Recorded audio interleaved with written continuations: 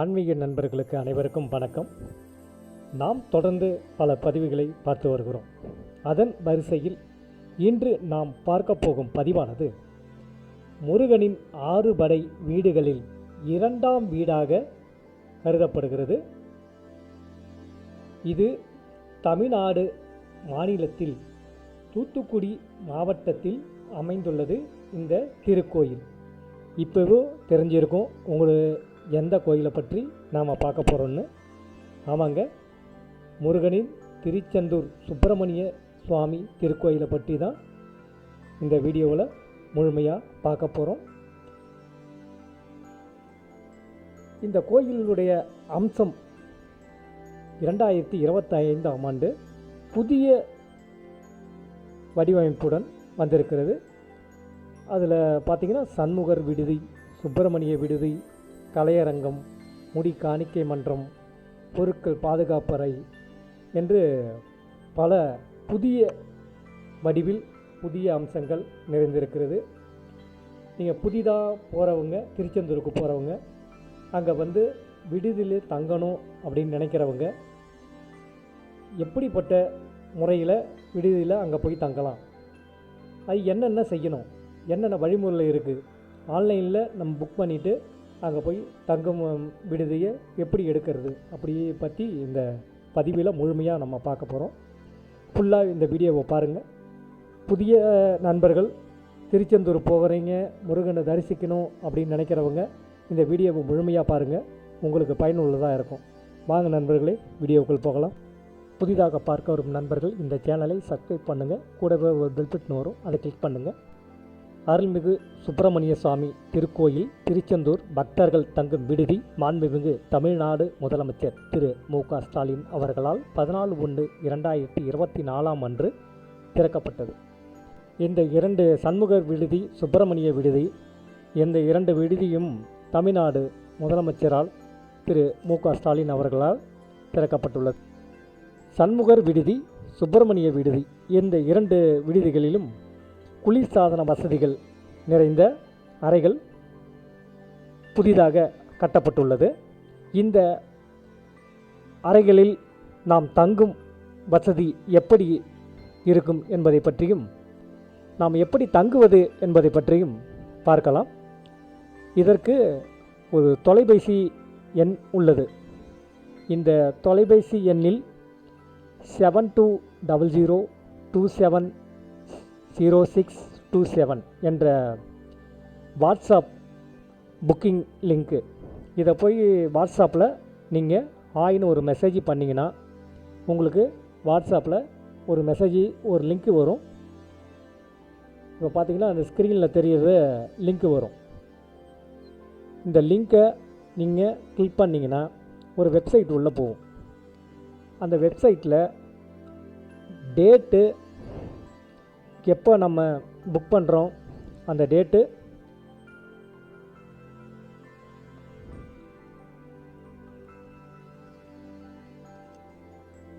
இப்போ 1ஆம் தேதி புக் பண்ணி 2ஆம் தேதியே செக் அவுட் பண்ணணுன்னா இப்போ 1ஆம் தேதி 2ஆம் தேதின்னு கொடுத்துக்கலாம்.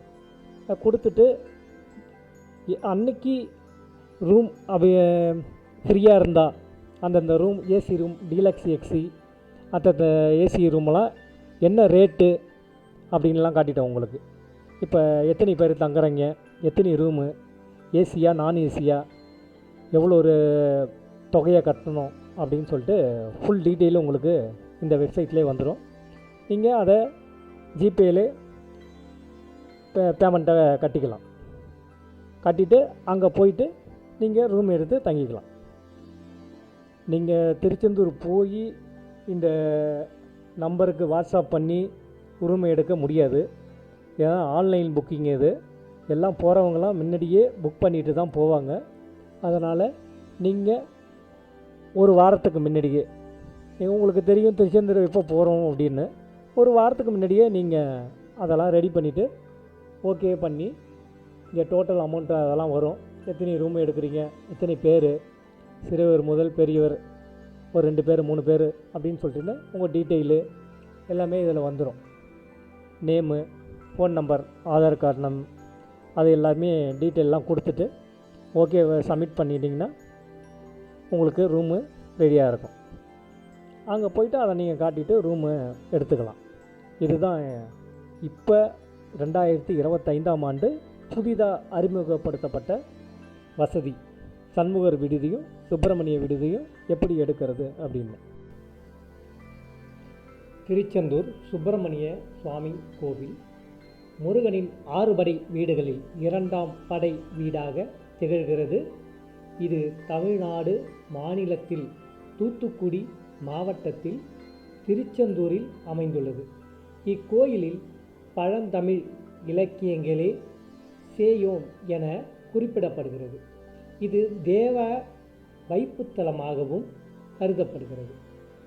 தேவர்கள் தங்களை தொந்தரவு செய்த சூரபத்மனை அழிக்கும்படி சிவபெருமானிடம் முறையிட்டனர். அவர்களது வேண்டுதலை ஏற்ற சிவன் தன் நெற்றிக்கண்ணில் இருந்து 6 பொறிகளை உண்டாக்கினார்.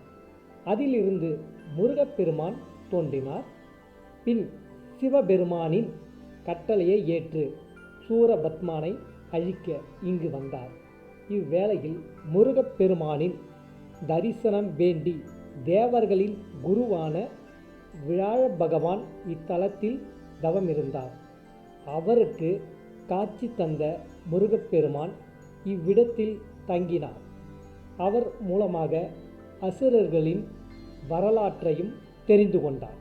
அப்போது தனது படை தளபதியான வீரப்பாகுவை சூரபத்மனிடம் தூது அனுப்பினார்.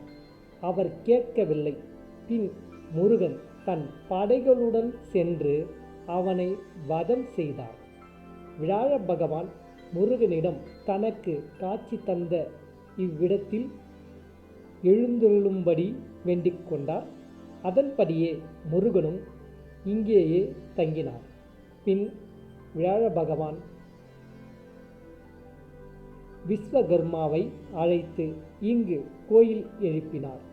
முருகன் சூரனை வெற்றி பெற்று ஆட்கொண்டதால் இவர் ஜெயந்திநாதர் என அழைக்கப்பெற்றார். பிற்காலத்தில் இப்பெயரே செந்தில்நாதர் என மருவியது.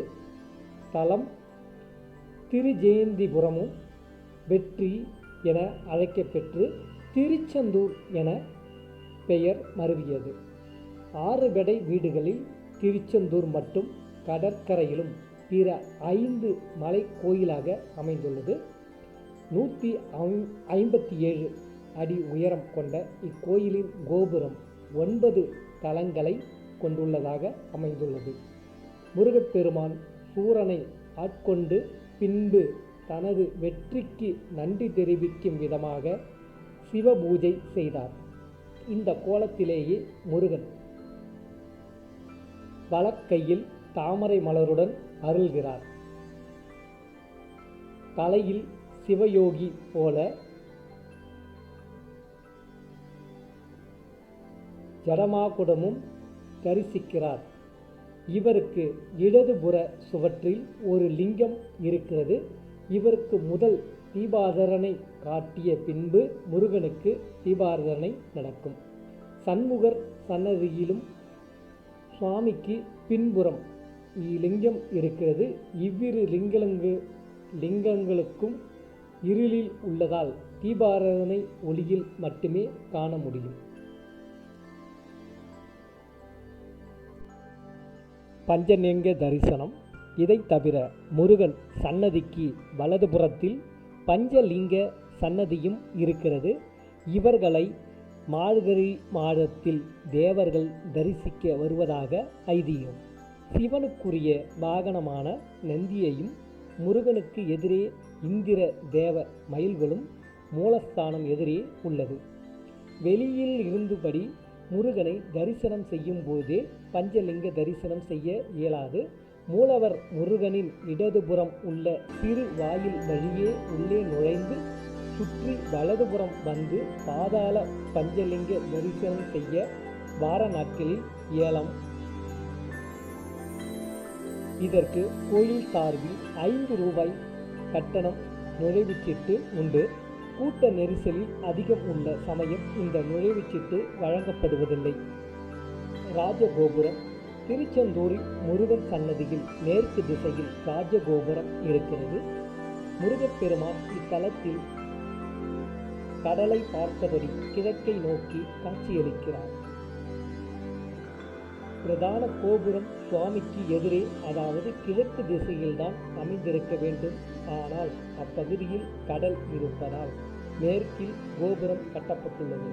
முருகன் மூலஸ்தானத்தின் பீடத்தை விட இக்கோபுர வாசல் உயரமாக இருப்பதால் எப்பொழுதும் அடைக்கப்பட்டே இருக்கிறது. கந்தசஷ்டி விழா முருகன் திருக்கல்யாணத்தின் போது நள்ளிரவில் ஒரு நாள் மட்டும் இந்த வாசல் திறக்கப்படும்.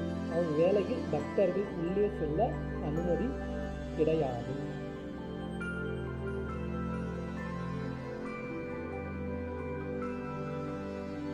தூண்டுகை விநாயகர் கோயில். இக்கடற்கரை கோயிலுக்கு செல்லும் பாதையில் தொடக்கத்தில் சுமார் 3 பரலாங்கத்தில் இந்த கோயில் உள்ளது. முன் துண்டிக்கை விநாயகர் கோயில் உள்ளது. இது சுப்பிரமணிய சுவாமி கோயிலில் உப கோயிலுக்கும் முருகருக்கும் இருக்கும் இடத்தில் பக்தர்களுக்கு துண்டி காண்பிக்கும் விதமாக விநாயகர் இருப்பதால் இப்பெயர் பெற்றது. இப்போ நீங்கள் பார்க்கக்கூடிய கோபுரத்தில் ஒரு வேல் ஒன்று இருக்குது பாருங்கள். புதிதாக அமைக்கப்பட்ட ஒரு வேல். மிகவும் அழகான கலை வடிவம் புதிதாக வச்சுருக்காங்க. அதில் அந்த கோபுரத்தில் எதிரிலே இருக்கிற இந்த மண்டபத்தில் காணிக்கையாக செலுத்துகிறாங்க. அந்த காணிக்கையெல்லாம் தனித்தனியாக பிரித்து எடுத்து எண்ணக்கூடிய அந்த ஊழியர்களை இப்போ நீங்கள் பார்த்து கொண்டு இருக்கிறீங்க. காணிக்கை செலுத்தும் பக்தர்களுக்கு தனித்தனியாக பிரிக்க எடுக்கிறாங்க. அந்த மண்டபத்துக்கு எதிர்க்கே புதிதாக வேலை அமைத்த மண்டபத்துக்கு எதிர்க்கே காணிக்கை எண்ணக்கூடிய இடம். மிகவும் அழகான ஒரு கலை வடிவுள்ள திருச்செந்தூர் இந்த இடம். திருச்செந்தூர் என்னாலே சாதாரணமாக இருக்காது. அந்த முருகன் அருள் நமக்கு இருந்தால் மட்டுமே அந்த திருச்செந்தூரில் போய் முருகனை தரிசிக்கணும். அப்படி இல்லைன்னா எவ்வளோ நபர்கள் இங்கேருந்து புறப்பட்டு கோயில் அடிவாரத்தில் போயிட்டு திருப்பி வரவங்களாம் இருக்கிறாங்க. அப்புறம் தரிசனத்துக்கு போய் கியூவில் நின்று முருகனை பார்க்க முடியல திருப்பி வந்தவங்களாம் இருக்கிறாங்க. இவ்வளோ சிரமப்பட்டு போய் அந்த முருகப்பெருமானை பார்த்துட்டு தரிசித்து வரவங்களாம் கோடிக்கணக்கில் இருக்கிறாங்க. நீங்கள் பார்க்கக்கூடிய இடம்தான் முனி காணிக்கை மன்றம். இந்த டிக்கெட்லாம் இலவசமாக முடி காணிக்கை கொடுக்கணும் அப்படின்னு நினைக்கிறவங்க இந்த புதிய மன்றத்தில் போயிட்டு முடி காணிக்கை கொடுக்கலாம். முதல்ல பழைய இடத்துல இருந்தது. புதிய வடிவில் கட்டப்பட்டுள்ள இந்த கட்டிடத்தில் தான் முடி காணிக்கை அளிக்கப்படுகிறது. அந்த கடற்கரை எதிரிலே அமைந்துள்ளது இந்த மண்டபம். இந்த பொருட்கள் பாதுகாப்பு அறை பக்கத்திலே முடி காணிக்கை மண்டபமும் புதிதாக கட்டப்பட்டுள்ளது. நம்ம சண்முகர் விடுதி, சுப்பிரமணிய விடுதி அப்படின்னு 2 இருக்குங்கள. நம்ம ஏற்கனவே இந்த பதிவில் பார்த்த மாதிரி அந்த விடுதிக்கு எதிரிலே இந்த பொருட்கள் பாதுகாப்பு அறை, முடி காணிக்கை மன்றம், நாஜி கிணறு அனைத்துமே இதில் இருக்குங்க.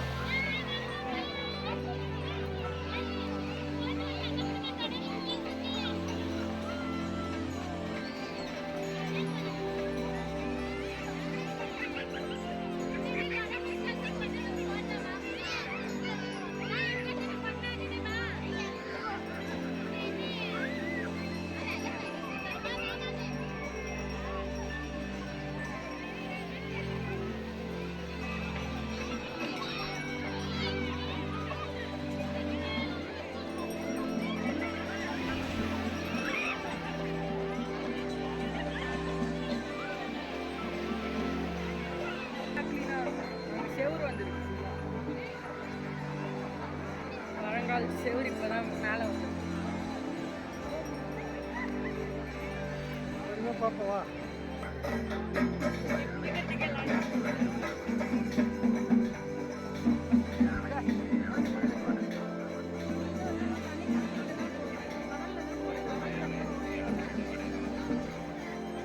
கான் தண்ணி தான், கான் தண்ணியா? முதல்ல ஊற்றுனா அதுக்கு கடல் தண்ணியோட கலந்து வரும்.